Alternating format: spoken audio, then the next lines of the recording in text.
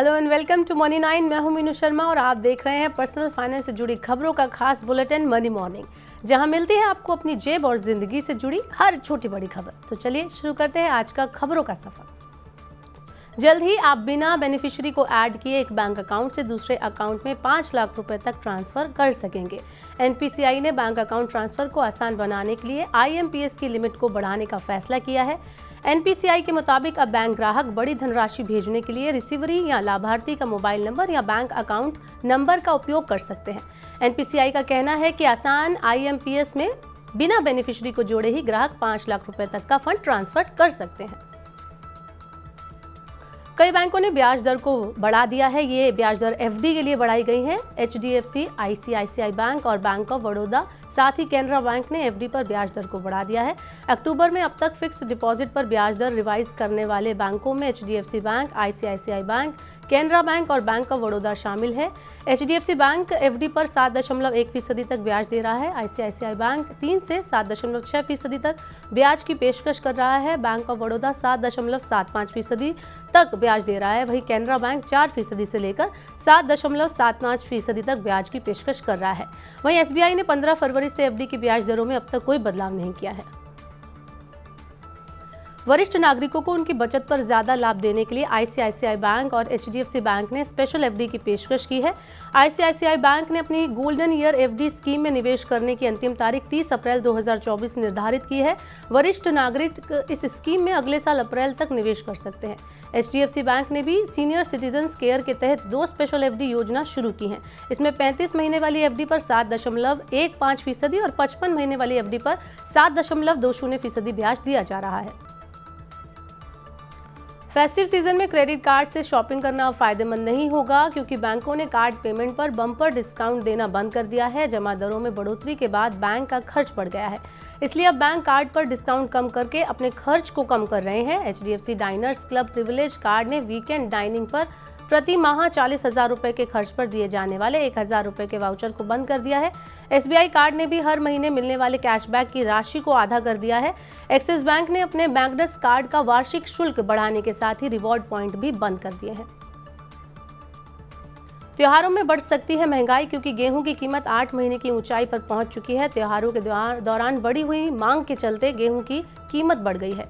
गेहूं की सीमित आपूर्ति और आयात शुल्क के कारण घरेलू आटा मिलों के लिए विदेशी खरीद अव्यावहारिक होने से भी घरेलू बाजार में गेहूं की कीमतों में इजाफा हुआ है। नई दिल्ली में गेहूं की कीमत मंगलवार को 1.6% बढ़कर 27,390 रुपये प्रति टन हो गई। रोलर फ्लोर मिल्स का कहना है कि त्योहारी मांग के कारण गेहूं की कीमत बढ़ रही है। मिलर्स सरकार से शुल्क मुक्त गेहूं आयात की अनुमति देने की मांग कर रहे हैं।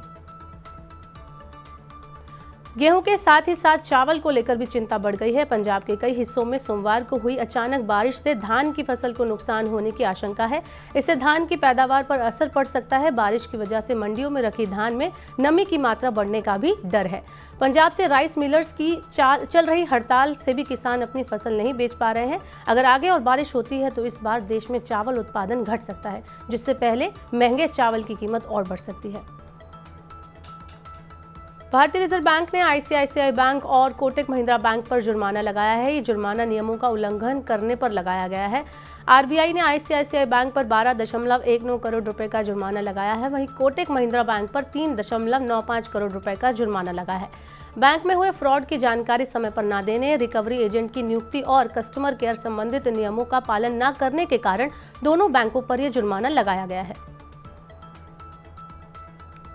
होम लोन चुकाने के 30 दिनों के अंदर अब आपको आपके पेपर्स वापस मिलेंगे। इसके लिए आरबीआई ने नए प्रॉपर्टी रूल्स जारी किए हैं। आरबीआई के अनुसार बैंक या वित्तीय संस्थाओं को कर्ज पूरा होने के 30 दिनों के अंदर प्रॉपर्टी डॉक्यूमेंट लौटाने होंगे।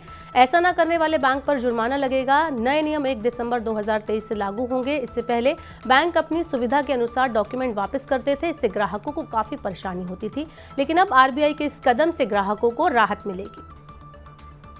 जियो फाइनेंस ने पर्सनल लोन सेगमेंट में एंट्री कर ली है। जियो फाइनेंस ने माई जियो ऐप पर पर्सनल लोन सुविधा शुरू करने और कंज्यूमर ड्यूरेबल लोन को 300 ऑफलाइन स्टोर तक बढ़ाने की घोषणा की है। जियो फाइनेंस ने ऑटो, होम लोन और अन्य उत्पादों को भी लॉन्च करने की योजना बनाई है। कंपनी सेल्फ एम्प्लॉयड इंडिविजुअल के लिए बिजनेस और मर्चेंट लोन की भी शुरुआत करेगी। फाइनेंस सेक्टर में जियो की एंट्री से अब नई प्रतिस्पर्धा शुरू होगी, जिससे ग्राहकों को फायदा होगा। माइक्रो फाइनेंस कंपनियों के प्रति सरकार ने लोगों को सचेत किया है। तुरंत लोन देने का लालच देकर ये कंपनियां ज्यादा ब्याज की वसूली करती हैं। इससे लोन चुकाने में कर्जदारों को मुश्किल होती है और उन्हें ज्यादा भुगतान करना पड़ता है। कर्ज न चुका पाने की स्थिति में उत्पीड़न झेलना पड़ता है। साथ ही लोगों को झांसे में लेकर लोन के नाम पर उगाही करने वाली ऐसी माइक्रो फाइनेंस कंपनियों पर शिकंजा कसने के लिए असम सरकार ने तैयारी की है। राज्य सरकार ने लोगों से कहा है कि लोन देने वाली ऐसी कंपनियों या संस्थाओं से बचकर रहें। देश में पढ़े लिखे लोगों के बीच बेरोजगारी दर ऊंचे स्तर पर बनी हुई है। कोटक इंस्टीट्यूशनल इक्विटीज की रिपोर्ट के मुताबिक डिप्लोमा या डिग्री वाले लोगों में रोजगार की हालत खराब है। नौकरियां ढूंढने वाले लोगों के मुकाबले नौकरियों से जुड़े लोगों के लिए अवसर काफी कम है और इस अंतर को कम करने के लिए अब समय आ गया है। रिपोर्ट के मुताबिक स्वरोजगार वाले लोगों की संख्या में 5% की बढ़ोतरी हुई है। कोटक इंस्टीट्यूशनल इक्विटीज का कहना है कि एग्रीकल्चर, ट्रेड और ट्रांसपोर्ट जैसे सेक्टर में स्वरोजगार से जुड़े लोगों की संख्या बढ़ी है। HPCL के पेट्रोल पंप पर वाहन मालिकों को एक्सप्रेस सर्विस सुविधा मिलेगी। इसके लिए HPCL ने सऊदी अरब की पेट्रोलियम कॉरपोरेशन के साथ साझेदारी की है। इसके तहत बेंगलुरु और चेन्नई में वाहनों की तत्काल सर्विस करने वाले 16 सेंटर शुरू किए गए हैं। इन सर्विस सेंटर पर आने वाले वाहनों की सर्विस 30 मिनट में पूरी होगी। इस समझौते के तहत अगले कुछ सालों में इन एक्सप्रेस सर्विस सेंटर की संख्या बढ़ाकर 1000 की जाएगी। तो आज के मनी मॉर्निंग के बुलेटिन में बस इतना ही। अपने काम की जरूरी खबरें देखने और समझने के लिए सब्सक्राइब करें हमारे YouTube चैनल को। पर्सनल फाइनेंस से जुड़ी खबरों को आप पढ़ना चाहते हैं तो हमारी वेबसाइट www.money9.com पर जाएं। यहां पर आप 7 भाषाओं में पढ़ सकते हैं, समझ सकते हैं पर्सनल फाइनेंस से जुड़ी खबरों को। वहीं खास कार्यक्रम देखने के लिए मनी9 के ऐप को अगर आपने डाउनलोड नहीं किया है तो तुरंत डाउनलोड कर लें। साथ ही बने रहिए मनी9 के साथ। नमस्कार।